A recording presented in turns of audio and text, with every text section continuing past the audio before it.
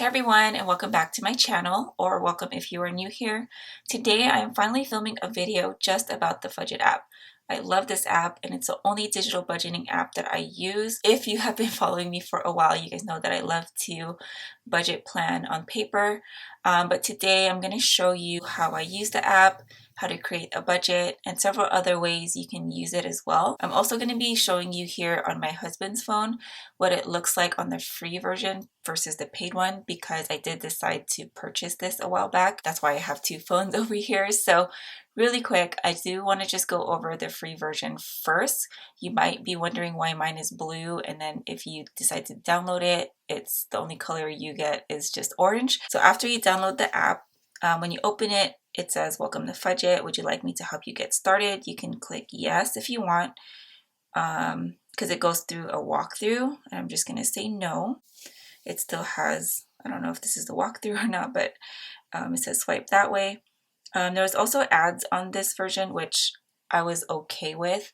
I believe it was $1.50 to buy, or $1.99. It was one something for sure. But the main reason why I decided to purchase it, so here, let me show you guys the difference. So the reason why I decided to purchase it is for the Dropbox save and restore feature, which I still have not figured out how to use it. But when I was on the free version, every time my phone had an update, it deleted my entire budget. Like, it started over fresh.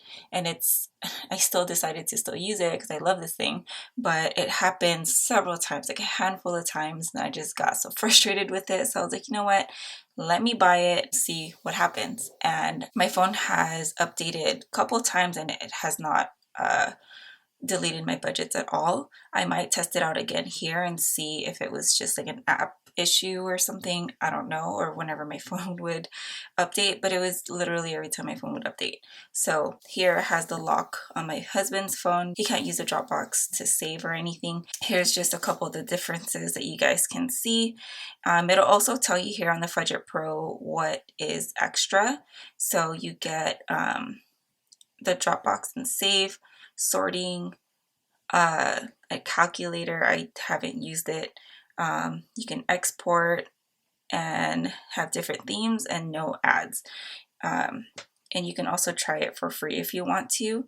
So here, the only thing I think I really just used is the theme. I wanted to change the colors, and these are all the color options that you can have. My favorite color is blue, which is why I use blue. I don't think you really need to buy it unless you experience the same situation as me, where it would clear out your budgets or start over again or whatever. But ever since I paid for it, that stopped happening. So a couple of the other features on here is you can change the currency symbol if you want to. So wherever you guys are at, hopefully they have it on here. You can also turn on or off these right here. So show a running balance, show the date column. I always have that one on. Turn that on here. Swipe to delete, and a passcode lock. So you can use that in case you want extra security. There's nothing really like sensitive on here, so I don't care for that. You set your email. The theme on this free version is locked, of course, and then use device font size if you want to. That doesn't really make that big of a difference to me. And then a couple of help features here: tutorial, frequently asked questions, and then email the person that created this, and just social media stuff on here. So yeah, that's pretty much it as far as the features goes. So back here with the budgets, my budgets over here, I'm just going to put my husband's phone away. I might come back to it if I decide to create a budget on there.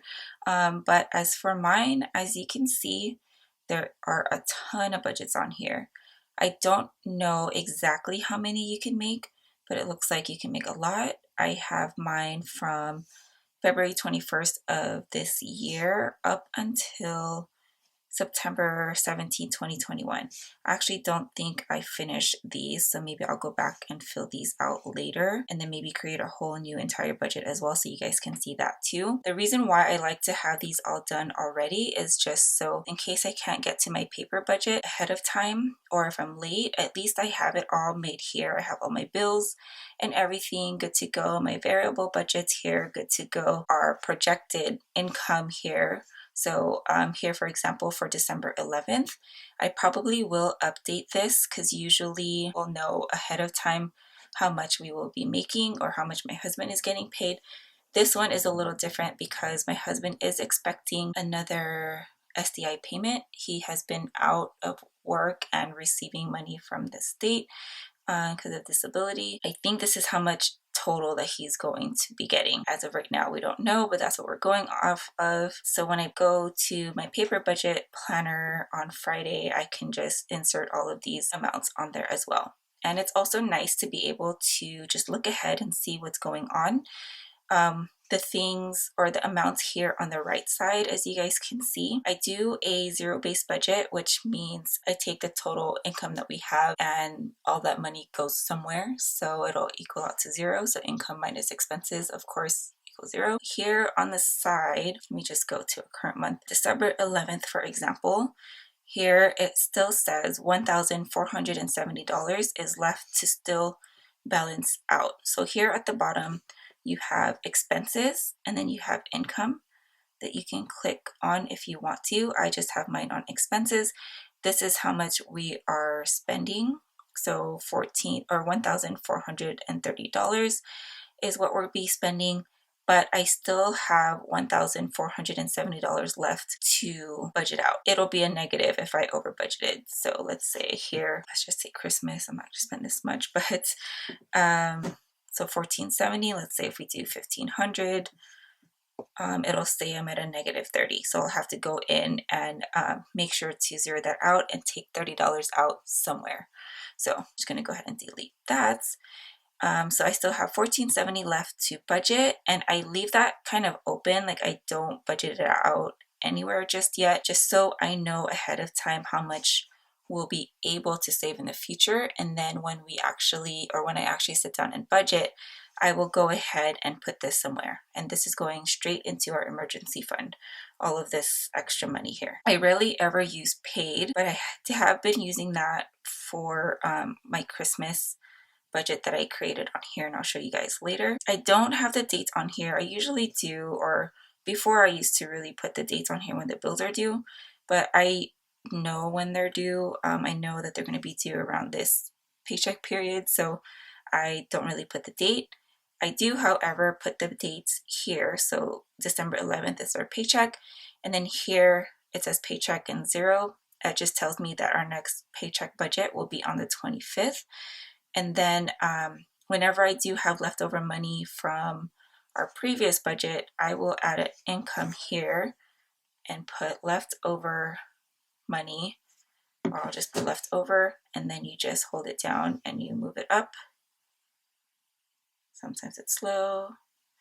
Now move it here, and then I'll put in that amount here, so how much we'll have left over. And if I ever need to go back and update anything, if a bill pops up or comes up, or if I want to check and make sure, so let's say May 2nd is when my car registration is due, I'll make sure to go into April 30th or maybe before that and make sure my vehicle registration is in there somewhere. I don't see it on here, so I probably need to add that on there. Where am I?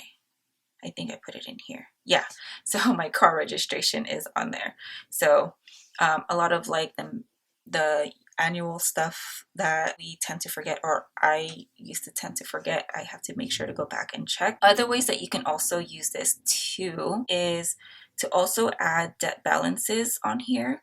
So this I had since the beginning of the year. So we still had a ton of credit cards still left. So at the beginning of the year, we had these left over. I just went ahead and zeroed it out. But before it was paid for, I would have, every month I would write down how much we have left to pay off. And then here with the title, so debt balances as of October 30th, 2020. I actually, before this, I think this was in June, it said debt balances as of June 30th, 2020. But this is the most current one right now, and then I'll go ahead and update that again. So let's say in December, I'll put debt balances as of December, and then change this amount here. Oops. And then change this amount here because I know we've made a payment. So that's how I've been using it to keep track, so that as an overview, I can see here debt balances. We are still in debt by $13,219. And I like to move these down as I move down in our budgets. This is also a great tool to use to create a bare bones budget. So this one's our monthly expenses, and this one is as of November. So this is a list of all the monthly expenses, all of our bills.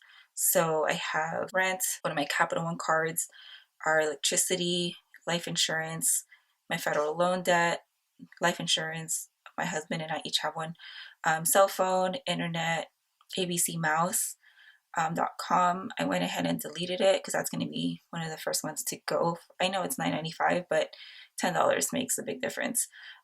Disney Plus, car insurance, and then I just put the variable budgets that I kept on here is food, household, transportation, and miscellaneous. That way if anything else comes up. So my personal bare bones budget, or my family's, is close to $3,000, so $2,975. And right now we currently have about 2 months of worth of expenses saved up. Does that make sense? Yes, our emergency fund right now has enough to cover 2 months worth of expenses should my husband, knock on wood, lose his job. Thankfully he still has his job and he's recovered and able and back to working. So yeah, I highly suggest maybe creating one of these because you can also use it as your reference for all the bills that you have every month.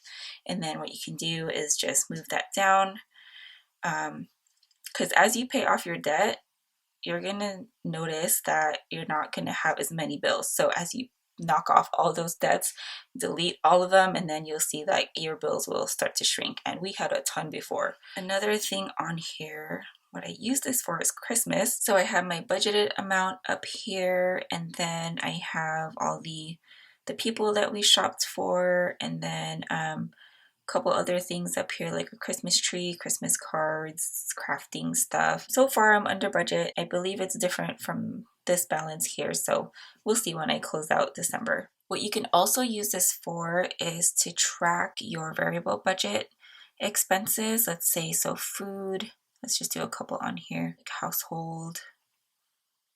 Let's say, let's go into food, and then you could probably, you can put in a date on here.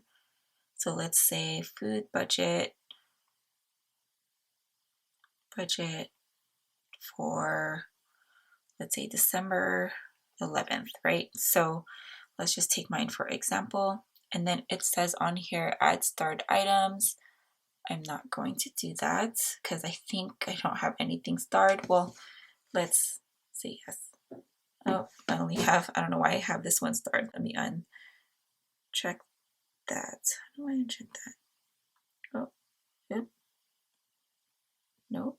Oh, okay, so I just checked that, uncheck that star one. So you can, I used to do this before, but you can hit the star on each of the categories. That way when you create your budget for the next month, it's saved. I don't know, I just decided not to do that. So back to our food budget for December 11th. So my allowance for that is $250.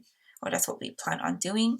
And then as you do your grocery shopping, we only really go to Ralph's and Sam's Club, sometimes Target, but I don't really go to Target. And typically at Sam's Club, we spend about $125, and we go every 2 weeks. And then at Ralph's, depending on what we need, it's typically between $30 to $50. So let's just say 50, depending on if we need more meat to put in the freezer and stuff. And then I do still allow myself another week or another weekend to replenish certain other things that we need, like milk, veggies, and fruits and stuff. So here at the bottom, you'll have a running balance. That way, as you guys are spending, decide to eat out or something, go to In-N-Out. We did the other day, so that's why I'm using this. So In-N-Out, we spent $20. That way you always have a running balance of how much you have left to spend in your food budget, and then the amount that you spent so far. So yeah, you can do that for all of your budgets. I think that is pretty much it. I'm gonna go ahead and delete these. Let's go ahead and create a budget. So I have September 17th on there. So the next one, okay, I'm gonna have to go in here. So it's Tuesday, December 8th. That was September 17th. So our next one would be on October 1st. So I'm going to go ahead and set that. I'm going to add another income and then scroll all the way. Oops, too much. So October, so 1st, 15th. I'm going to go ahead and set that just so I know that already. And then I'm just going to put in the amount that my husband gets without the overtime. It's nice to have this date as well, just so I know the pay periods or the bills. So I'm going to be working with the bills that are due between the 1st and the 15th, or technically 14th. The bills that we have, so we have rents on the 1st. This one's going to be an easy one because we don't have a lot of things due at the beginning of the month. So rent on the 1st, we have my Capital card, which has that fee. So that's $5. This is $13.95 for rent. And then, oh, we have electricity. The SCE stands for Southern California Edison. And I think that one put like an average of 85 on there. I'll change it up once I get the bill. And then we also have laundry. Oops. I think I'll still be putting in, oops, oh my God, why can't I spell? $15 in there. That's enough to get us by for 2 weeks. And I have $1,000 left to budget. That's all the bills in the beginning of the month. Trying to think of anything else. Yeah, that's pretty much it. So now I'm going to put my variable categories on here. Oops. I usually put it in order. Transportation, household, kids, James. We get our own personal allowance on here. And again, this is bi-weekly. I don't know if I mentioned that.